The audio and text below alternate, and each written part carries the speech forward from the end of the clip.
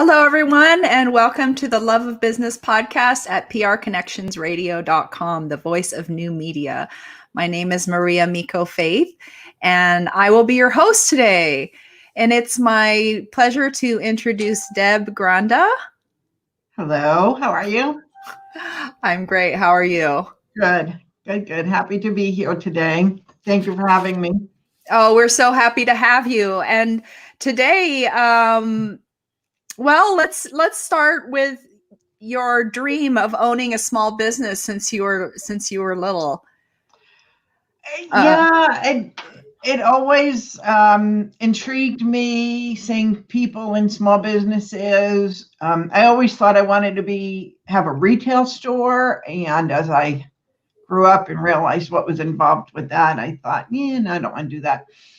But one thing that I always remembered was back, in the day when I was a little kid, the accountant would come to my dad's house at my house and do the taxes, by hand on paper. And I was always amazed at that. I always liked to watch him and thought that was really kind of cool. So as I, went through high school and got an introduction to accounting in high school, I was like, that's what I want to do. So then I went on to college and, studied accounting and ended up doing a lot of my college years at night, which was kind of a good thing because it allowed me to work during the day and go to school at night. And what you learn on the job and what you do day to day on the job is so different than what you learn in school. So it was always interesting because I could take what I learned in school and apply it immediately, real time, in my job during the day. So I worked for a couple of years for an oil supply company. I was in New Jersey in the Northeast, so oil delivery was a big thing. And then I was with a distribution company for about 10 years, which was really super because I was the controller and I just had one person working for me. But they kind of let me do what I wanted to do. It was a job, at W-2, but it really could do anything I wanted to do. I come and go as I please. All they were concerned about was that the work was done and timely, accurately, and their needs were met. And that was awesome. And then I left there and I went to a much larger distribution company. They actually did refrigerator magnets. So I was there for a few years, and then I was like, all right, I need to move on. And that's when I decided to jump out and do my own thing. And all this time I'm still thinking, what kind of a business do I want to do? And then finally I just thought, why not just stay in accounting and, work for small business owners? So that's what I did. Went off 1995. So I'm dating myself. Just kind of hung out a shingle. And I was in a small town in New Jersey and walked up and down the street, knocked on doors, said, here I am. Because I really wanted to work for small business owners. I wasn't really interested in the personal end. And actually at the time, I really wasn't that interested in doing tax either. I enjoy the accounting end as opposed to the tax end. And I enjoy the day-to-day. I really enjoy the day-to-day minutiae, as simplistic as that sounds. No, that's awesome. So I literally picked up clients just knocking on doors and joined the Chamber of Commerce and joined some other organizations. That's also the year I joined Rotary. And so I just, went out there in the community and started networking. And I loved it. I loved it. Within a year, I had my first employee and just continued to grow from there. And I would say, 6 years into it, I thought, I'm overwhelmed. I'm up to here. And at that point, we had also developed quite a bit of tax business because clients just said, I want you to do the tax too. So we had, I guess at that time, we were probably doing 200 to 250 tax returns on top of the bookkeeping. And so I had a colleague of mine that I had met through the Chamber of Commerce, and he was doing some work for me as a subcontractor. And I just sat him down one day and I said, I want you to be my partner. And so then Mike and I became partners, and it was working great. You know, the business was growing. We were having fun. We had great clients. Yeah, we were just having a lot of fun. And then I ended up, well, I had known the man that I would ultimately marry as business friend, also met him at the Chamber of Commerce. And we then decided that we wanted to be more than friends. And he lived in Las Vegas. So I was like, okay, I guess we have to figure this out. So we commuted and flew back and forth every 2 weeks for 7 years because I didn't want to leave my business. I was like, no, not leaving my business. So by 2008, I just said, I'm done. Like, I can't live half my life on Continental Airlines, or United now. So 2008, we went full time, came to Las Vegas full time, and I started all over again. So Mike bought me out in New Jersey, and I started from scratch for the second time. How did that feel? How did that feel starting from scratch in something that you already, you know, to a certain degree because you have all this experience, but then. Right. It was a little nerve-wracking because I thought, oh, good grief, like I've already done this. I already, grew the business to a sizable business. I mean, we were supporting, 7 people. And I thought, oh my goodness, I got to start all over. But, I did the same thing. I joined the chamber. I was in Rotary, just getting out in the community and meeting people. Since my husband had been here for so many years, he already knew a lot of people. So it just kind of evolved organically. Just met lots of good people and picked up some really great clients, and some of them I still have today. And within a couple of years, well, probably within a year and a half, I had to hire people. And within 2 years, I got to that overwhelming point again. And my husband had a background in accounting, but he had kind of migrated over to management consulting. And at that point in time, the economy wasn't great. And I said, look, you have a background in accounting. I need you to join me. And so we became partners in 2010. So, and here we are. Well, he's unfortunately no longer with me, but here I am. Here you are. And it takes a lot of love and commitment to stick with your path that you have for so long. It does. It's not hard. I have the greatest clients ever. And when I do end up with a client that's not a good fit, it just seems to organically separate. We're like, okay, this is not working.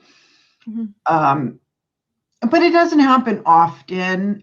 And I really have like a good relationship with my clients. I love them. I love watching small businesses grow and develop, and I love being a part of that. I'm doing the accounting, and that's kind of rote and boring part. But most of my clients get me involved in the business and share lots of ideas and bounce ideas off of me. So I kind of become somewhat of a confidant and an advisor.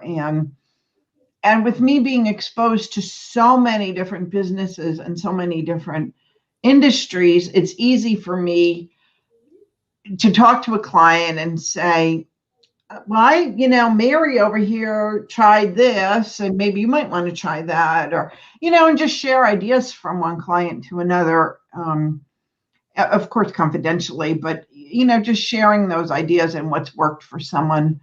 And it's, it's cool. I love my clients. I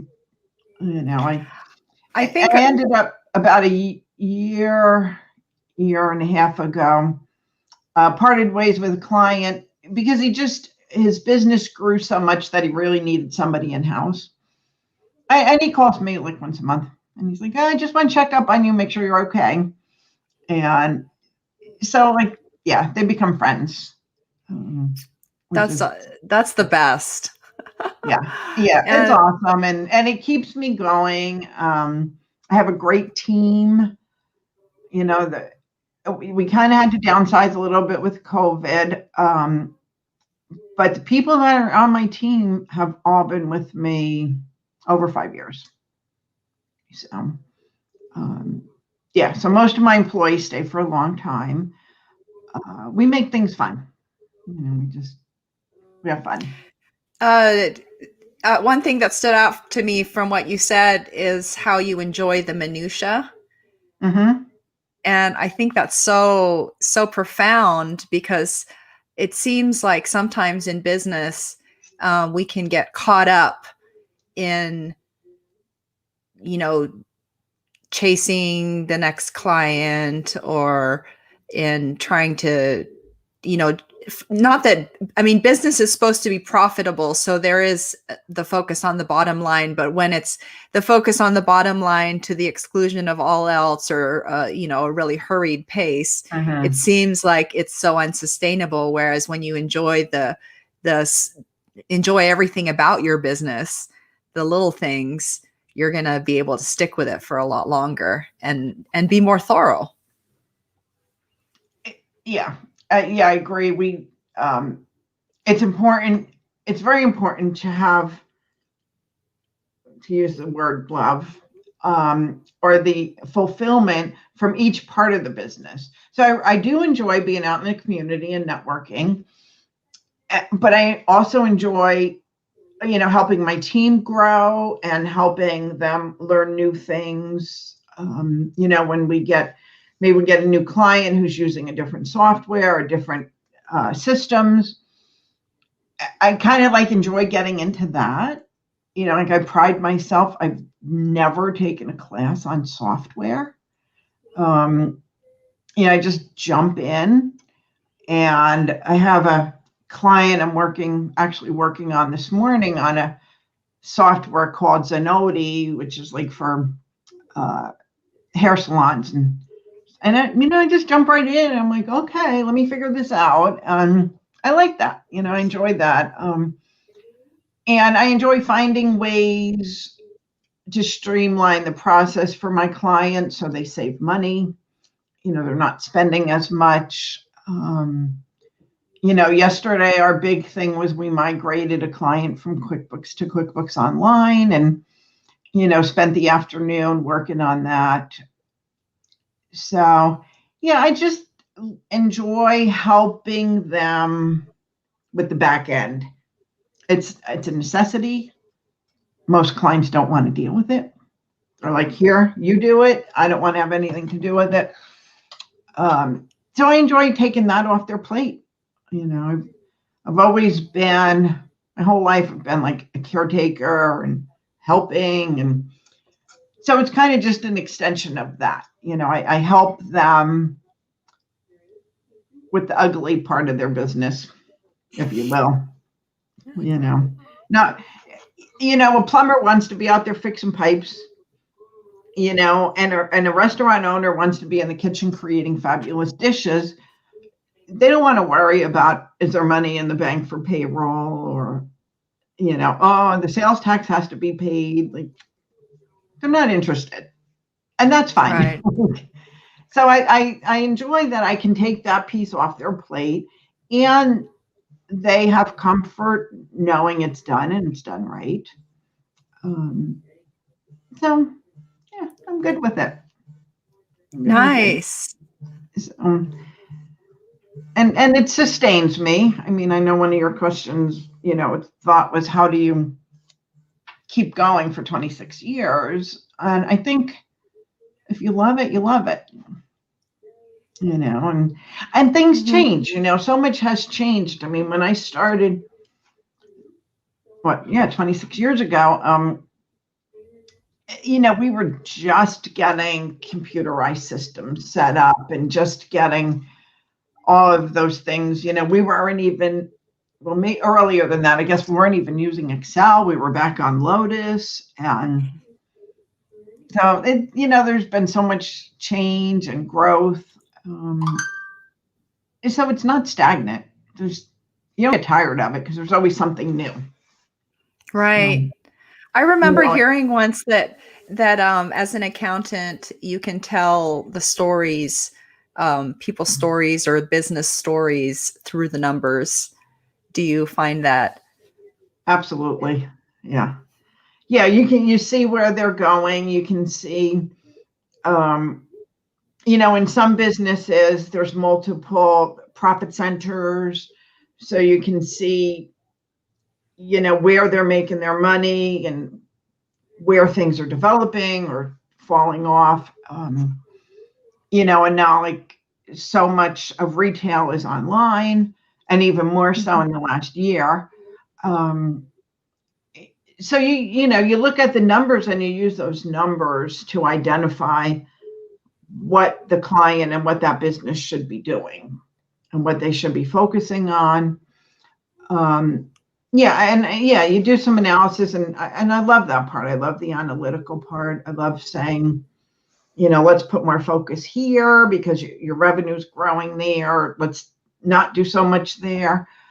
So it gives me an opportunity to guide the client also.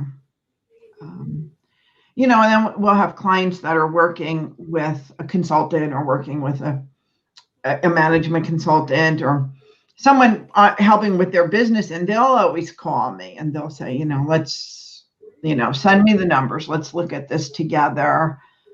So that part, I enjoy that part, and the analytical part of it, and helping them determine where they should put their focus and not put their focus. So yeah, we definitely can develop a story. So. That's cool. I just see it like a matrix sort of thing where you're looking at the numbers and you're getting your, your calculations, and knowing where to direct to the client is probably something that people really, really appreciate, in all the, the business activities and responsibilities, having someone who can, really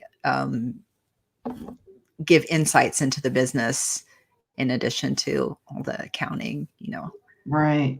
And I also maintain a network of other professionals that I bring into the fold when needed.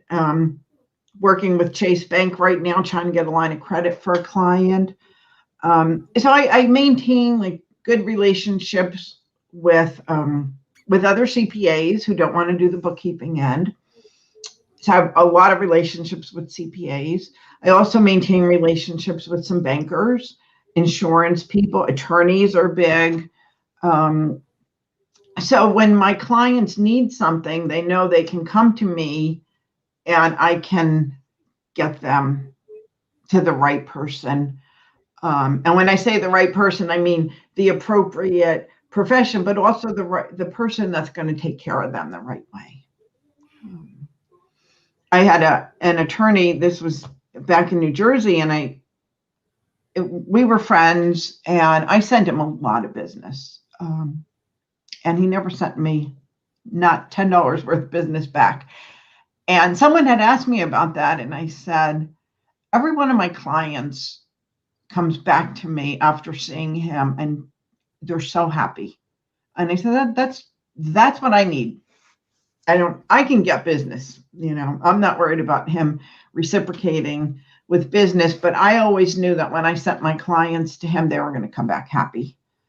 And I still do that. That's, I don't want them going on Google and, picking someone. Like, I'll get you the right insurance agent, and I'll get you the right attorney, or, you want this payroll company and not that one. So I like being that resource to my clients also, that they can rely on me to get them good services outside of the scope of what I do. That's that extra loving kindness. I think it's business. important, and it costs nothing. It costs me nothing to be able to help a client in that regard. So. Yeah, and I'm sure they're extremely grateful, and that's why they've stuck with you for so long as well.